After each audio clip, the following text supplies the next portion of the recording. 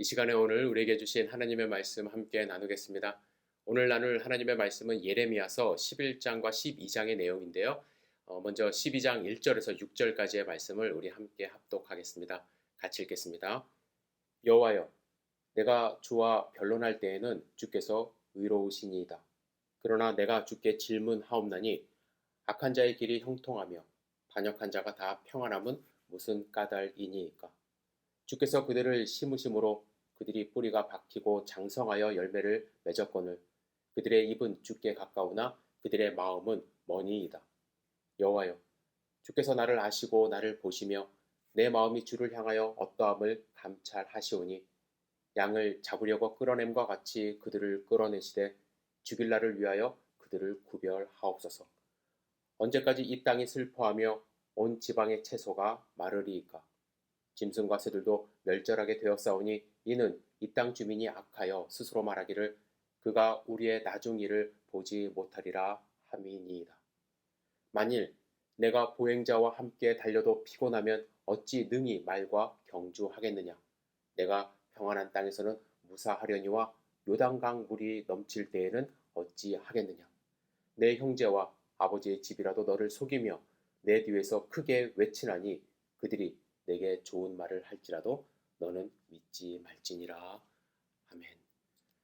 주실 말씀을 기대하며 잠시 기도드리겠습니다. 사랑과 은혜가 충만하신 아버지 하나님, 주님의 말씀을 사모하여 주님의 말씀을 듣기를 원합니다. 듣는 것에서 그치지 않고 주님의 말씀을 우리 마음밭에 뿌려 우리의 삶 가운데 30배, 60배, 100배의 결실을 맺을 수 있도록 인도하여 주시옵소서. 이 시간 오직 주님만을 의지합니다. 주님의 말씀에 집중할 수 있도록 인도하여 주시옵소서. 예수님의 이름으로 기도드렸사옵나이다. 아멘. 우리는 지금 예레미야서를 통해서 주시는 하나님의 말씀을 함께 나누고 있습니다. 그런데 여러분, 예레미야 선지자가 어느 지방 출신 선지자인 줄 혹시 기억하시나요? 네, 맞습니다. 아나돗 출신 선지자입니다. 아나돗은 원래 베냐민 지파의 영토였습니다. 하지만 사울 왕 때에 사울이 제사장 85명을 죽인 사건이 있었습니다. 그 사건 뒤에 남은 제사장들이 이 아나돗으로 피신하여 거기서 살게 되었는데 그 후손 중에 한 사람이 바로 이 예레미야입니다. 예레미야는 원래 제사장 집안의 출신으로 하나님의 부르심을 받아 이제 선지자가 된 것이죠. 그런데 성경을 읽다 보면요, 예레미야가 자기의 고향 아나돗 사람들에게 죽임을 당할 것이라는 협박을 받게 됩니다.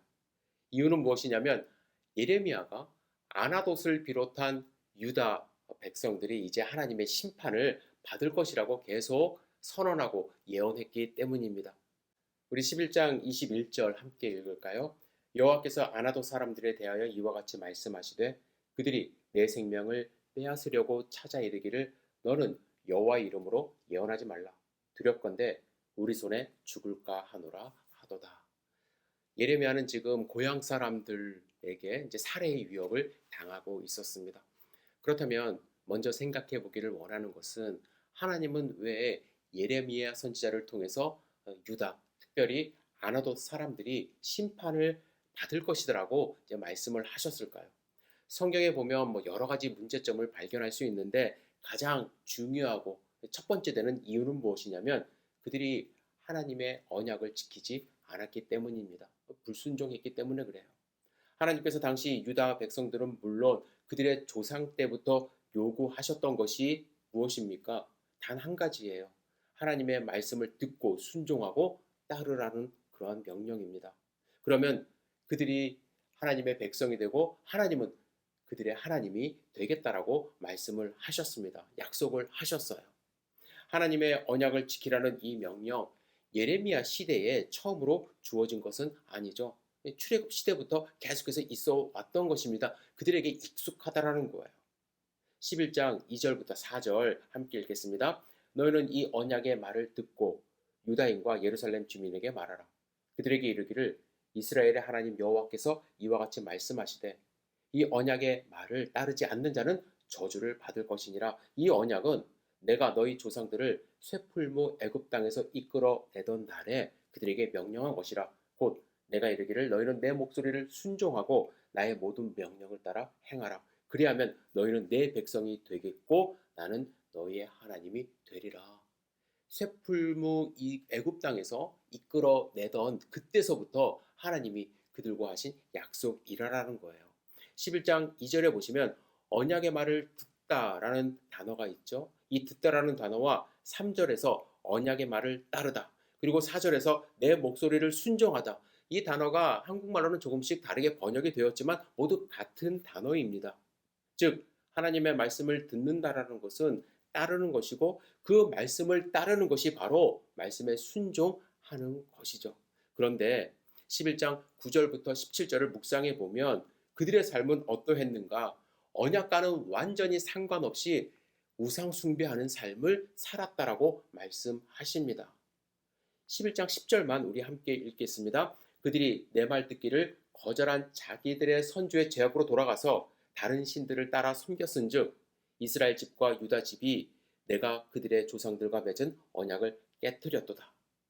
그들은 우상 숭배를 하면서 가장 중요한, 하나님이 가장 먼저 원하셨던 언약 관계를 깨뜨렸기 때문에 하나님은 그들을 심판하시겠다고 예레미야를 통해서 선언하고 있는 것입니다.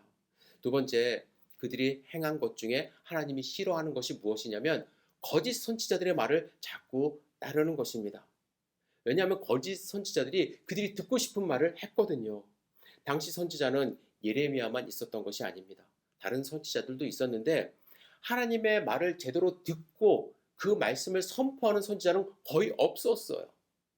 다른 선지자들은 자기가 그냥 대충 이것을 백성들이 좋아하겠다 하면서 자기 말을 뱉어낸 그러한 사람들이었습니다. 그들은 평안과 축복을 선포했습니다. 예레미야는 심판과 회개를 선포하지 않았습니까? 그 당시에 활동했던 대표적인 거짓 선지자 중에 하나가 하나냐입니다. 하나냐는 하나님을 들먹이며 예레미야의 예언과 정반대의 예언을 서슴지 않았습니다. 바벨론 왕의 멍에를 하나님이 지금 꺾으실 것이다.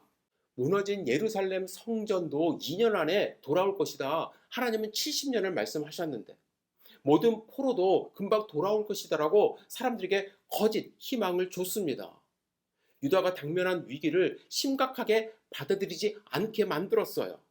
그리고 포로 생활에 대한 이 기간, 하나님이 확실하게 말씀하셨음에도 불구하고 선을 넘는 예언을 한 것입니다. 문제는 하나냐의 이러한 말이 유다 백성들이 듣고 싶어 했던 말입니다. 그래서 인기가 있었어요. 이러한 모습을 본 하나님의 심정은 어떠했을까요? 이스라엘 백성, 유다 백성, 그들이 돌아오기를 끝까지 기다렸지만 하나님은 심판을 결정하시고 예레미야를 통하여 그 심판을 선포하게 하신 것입니다. 또한 타락한 고향 사람들, 그리고 심판을 받아야 하는 유다 백성들을 바라보는 예레미야의 마음은 어떠했을까요? 모든 일가 친척이 살고 있는 그곳을 향해서 하나님의 말씀, 하나님의 심판의 말씀을 선포하는 예레미야의 마음이 편했을까요? 찢어지는 듯 했습니다. 예레미야는 눈물을 흘리며 이같이 말합니다. 9장 1절입니다. 어찌하면 내 머리는 물이 되고 내 눈은 눈물 근원이 되고 죽임을 당한 딸 내 백성을 위하여 주야로 우리로다. 그는 주야로 눈물을 흘리며 그들을 위하여 애통하는 심정을 갖고 있었습니다. 20장에 보면요, 때로는 너무 힘들어서 괴로워서 입을 다물고 싶어도 중심에 불 붙는 것 같아서 견딜 수 없어 외치지 않을 수 없었다라고 자신의 심정을 토로하고 있습니다. 그런데 고향 사람들을 이렇게 사랑하는 마음으로, 애통하는 마음으로 하나님의 말씀을 선포한 예레미야에게 돌아온 것은 무엇이었습니까? 탄압이에요. 고향 사람들이 그를 죽이겠다고 협박했습니다. 11장 19절 우리 함께 읽겠습니다. 나는 끌려서 도살 당하러 가는 순한 어린 양과 같으므로 그들이 나를 해하려고 꾀하기를 우리가 그 나무와 열매를 함께 박멸하자. 그를 살아있는 자의 땅에서 끊어서 그의 이름이 다시 기억되지 못하게 하자 함을 내가 알지 못하였나이다. 여러분 한번 생각해 보세요. 하나님의 말씀을 받아서 진리를 선포하는 선지자가 고향 사람들, 그것도 제사장들이 살고 있는 그 지역의 사람들에게 죽이겠다는 협박을 받았을 때 예레미야의 마음은 어떠했을까요? 사실 예레미야는 인간적으로 생각을 해보면요, 하나님의 심판의 말씀 전하고 싶지 않았을 거예요. 거짓 선지자들처럼 그냥 좋은 이야기만 하고 싶었을 것입니다. 저도 목회할 때, 그죠? 힘들 때가 어느 때냐면 하나님의 심판의 말씀을 선포할 때예요. 저도 이렇게 한번 복 받습니다. 그죠? 좋은 말 해주고 싶어요. 그 정도 괜찮습니다. 그렇게 하고 싶어요. 그러나 하나님의 말씀에 비추어 봤을 때 하나님의 심판의 말씀을 선포할 때가 있어요. 그때가 힘듭니다. 그죠? 그런데 저는 뭐 협박 받아본 적은 없지만 예레미야는 지금 협박을 당하고 있습니다. 다른 선지자들처럼 괜찮습니다. 우리는 망하지 않습니다. 하나님이 끝까지 함께 하실 것입니다. 라고 말하고 싶었을 거예요. 하지만 그는 하나님의 말씀을 다르게 전할 수가 없었습니다.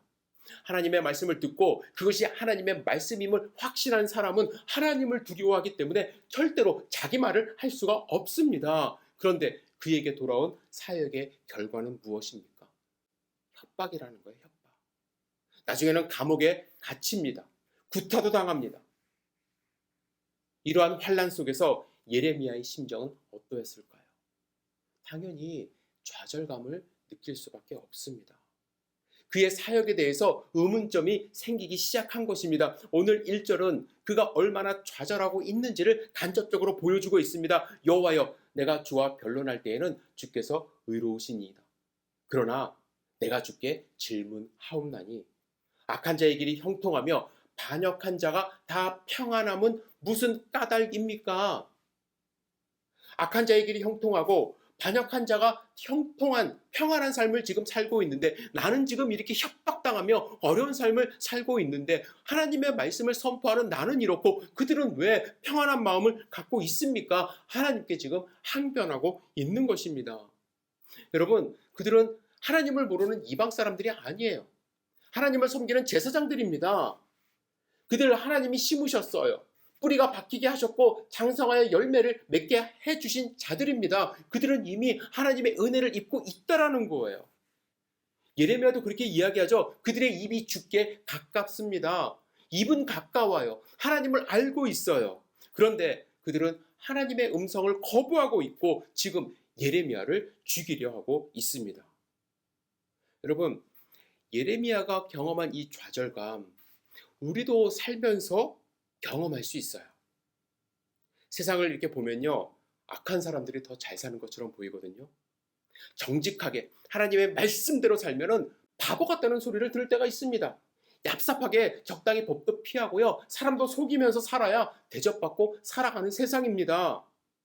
많은 분들이 악인들이 떵떵거리며 특별히 교회 안에 있는 모습을 보면서 시험받아서 좌절감 느끼며 교회를 떠나는 경우도 있어요. 구약시대에 높은 신앙심을 가졌던 수많은 시편을 지었던 아삽도 이렇게 말합니다. 73편이에요. 이는 내가 악인의 형통함을 보고 오만한 자를 질투하였음이로다. 그들은 죽을 때에도 고통이 없고 힘이 강건하며 사람이 당하는 고난이 그들에게는 없고 사람들이 당하는 재앙도 그들에게는 없나니. 악인의 형통함과 오만한 자를 바라볼 때 질투하는 마음이 생겼다라고 고백합니다. 여러분, 어쩌면 악인이 형통하는 모습을 보면 마치 하나님의 정의가 사라지는 것 같은, 하나님의 정의가 없는 것 같은 그런 생각이 들기 때문에 좌절감을 느낄 수밖에 없어요. 그렇다면 여러분, 이 예레미야의 의문, 예레미야가 겪은 이 좌절감에 대한 하나님의 대답은 무엇일까요? 여러분이 만일 예레미야라면 어떤 대답을 기대했을까요? 그래? 내가 지금 당장 악인들을 물리쳐 주마. 그들이 잘 되는 것은 말도 안 되지. 누가 그러냐? 누가 악인이냐? 내게 얘기해. 내가 그들을 칠 거야. 그 일 때문에 내가 좌절했다면 이제 걱정하지 마라. 그러한 대답을 기대하지 않았을까요? 하지만 지금 이 순간에 하나님은요, 예레미야를 이렇게 얼르고 달래고 그렇게 해주겠다고 말씀하기보다는 오히려 채찍 같은 말씀을 주세요. 5절 함께 읽겠습니다. 큰 소리로 읽겠습니다. 만일 내가 보행자와 함께 달려도 피곤하면 어찌 능히 말과 경주하겠느냐. 내가 평안한 땅에서는 무사하려니와 요단강 물이 넘칠 때에는 어찌 하겠느냐. 하나님은 지금 원망하는, 절망하는 마음을 갖고 있는 예레미야의 항의에 대해서 그의 노고에 수고한다던가 시리에 빠져 있는 그를 달콤한 말로 위로하지 않으세요. 그가 처한 지금 현재의 상황은 보행자들과 함께 걷고 있는 것이다 말씀하시며 평안한 땅에 오히려 있는 것이다라고 비유하셨습니다. 하지만 앞으로 그는 말과 함께 경주할 것이고 요단강 물이 넘치듯이 큰 어려움을 경험할 것이다라고 말씀하세요.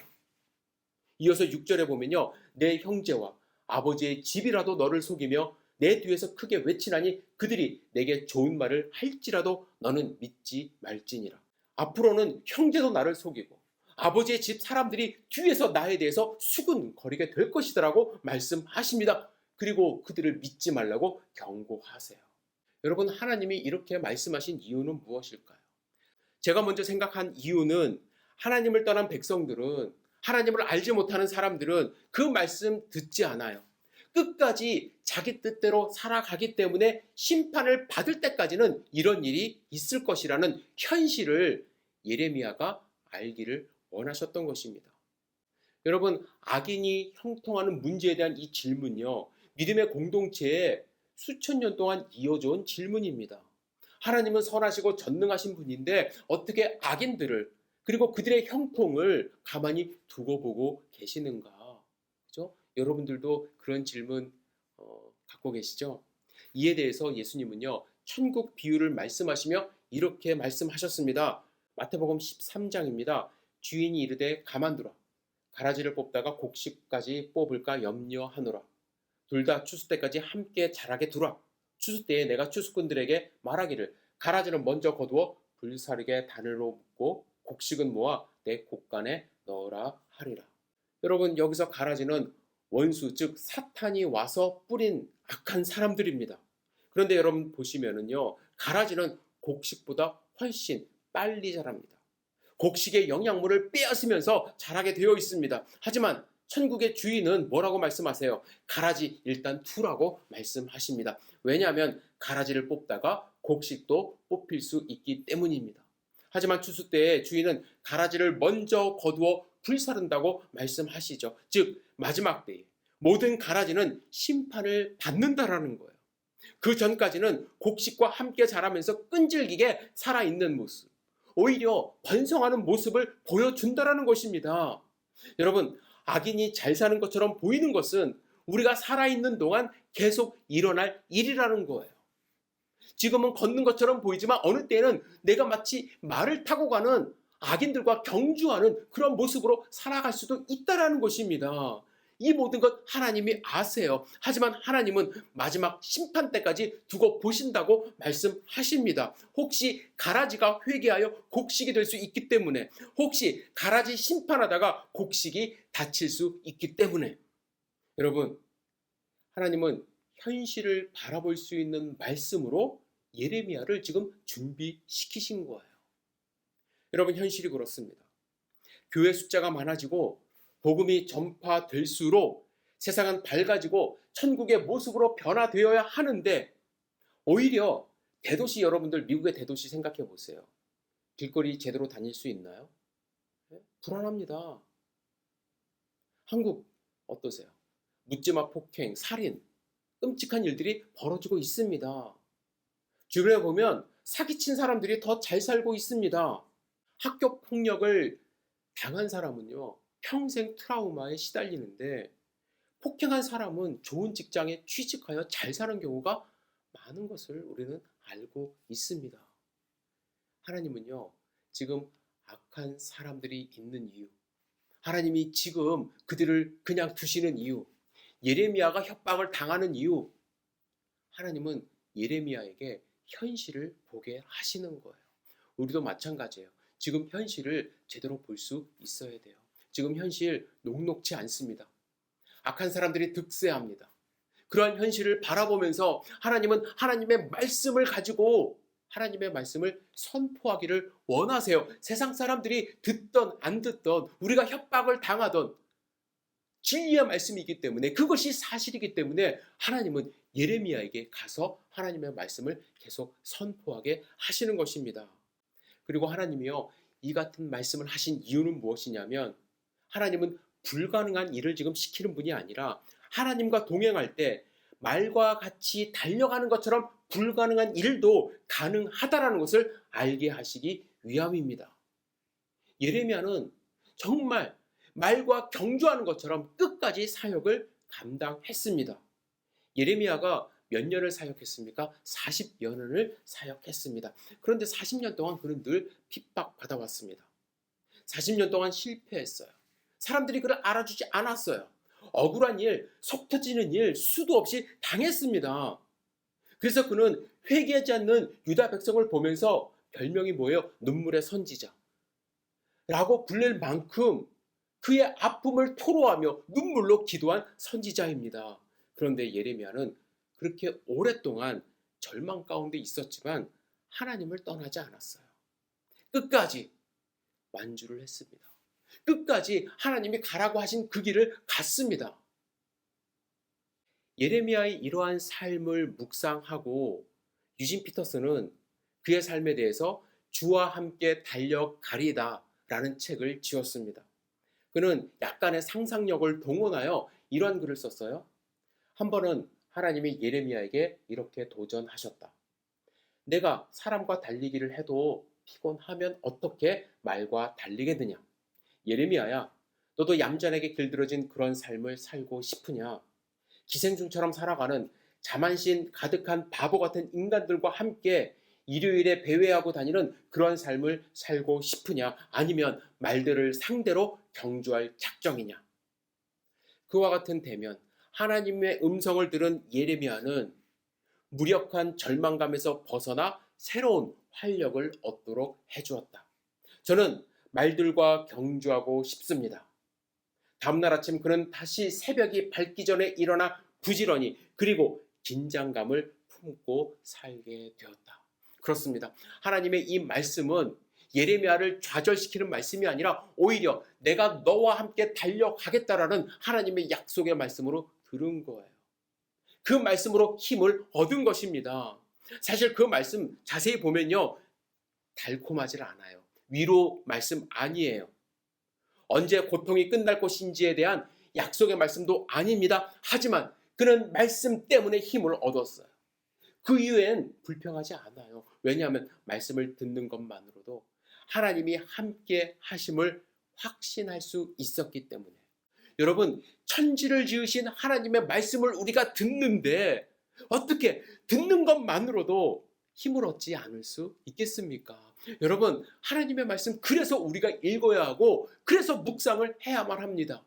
하나님의 말씀이 나와 함께 있는 것만으로도 우리는 이 악한 세상, 악인이 형통하고 있는 것 같은 이 세상 속에서 승리하며 살아갈 수 있는 힘을 얻게 되는 것입니다. 코리 텐 붐이라는 네덜란드 출신의 크리스천이 있습니다. 그는 세계 2차 세계대전 때 가족과 함께 홀란드에 있었던 유대인들을 도왔어요. 탈출을 이제 도와주었습니다. 이제 그것이 근데 발각이 되어서 독일군에게 잡혀서 가족 7명이 감옥에 가게 되었습니다. 그 중에서 아버지와 여동생을 포함한 4명이 감옥에서 죽게 되고 그는 10개월 후에 석방이 되었습니다. 석방된 코리는 예수님의 사랑은 모든 고통과 악들보다 위대하다는 그 메시지를 사람들에게 전하게 되었습니다. 간증을 한 것이죠. 그녀는 메시지를 전하면서 시를 함께 인용을 하는데 또 위버라는 시입니다. 제가 그 시 잠시 읽어드리겠습니다. 나의 삶은 주님과 내가 엮어가는 직물입니다. 내가 색깔을 고를 수는 없지요. 주님은 계속해서 일하십니다.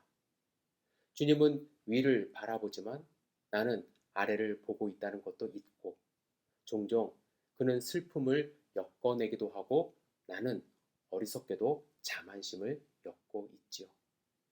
배틀이 조용해지고 바늘들이 활동을 멈추기 전에는 하나님은 캔버스를 밀어놓고 왜 그런가를 설명할 수가 없지요. 금색과 은색의 실들이 그가 계획하신 대로 사용되듯 검은 색깔의 실들도 직주자의 익숙한 손 안에서 아주 요긴하게 사용되지요.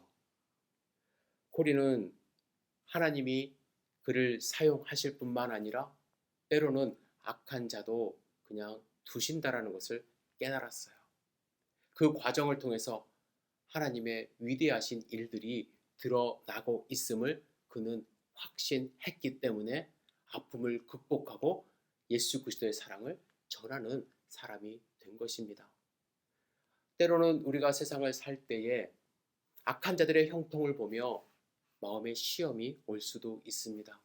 하지만 하나님은 우리에게 말씀을 통해서 힘과 위로를 주십니다. 왜냐? 우리는 끝까지 달려가야 할 사람들이기 때문에 그렇습니다. 여러분, 하나님과 함께하고 있음을 믿습니까? 그렇다면 예레미야가 40년 동안 고진 고난을 받으며 하나님의 말씀을 선포했듯이 우리도 하나님이 부르시는 그날까지 하나님의 말씀과 함께 동행하며 말과 경주하는 하나님의 백성 되시기를 주님의 이름으로 축복합니다. 기도하겠습니다. 전능하신 주님, 오늘 우리에게 주신 말씀을 마음밭에 뿌려 30배, 60배, 100배의 결실을 맺을 수 있도록 인도하여 주시옵소서. 흔들리지 않는 하나님의 백성들 될 수 있도록 축복하여 주시옵소서. 예수님의 이름으로 기도드렸사옵나이다. 아멘.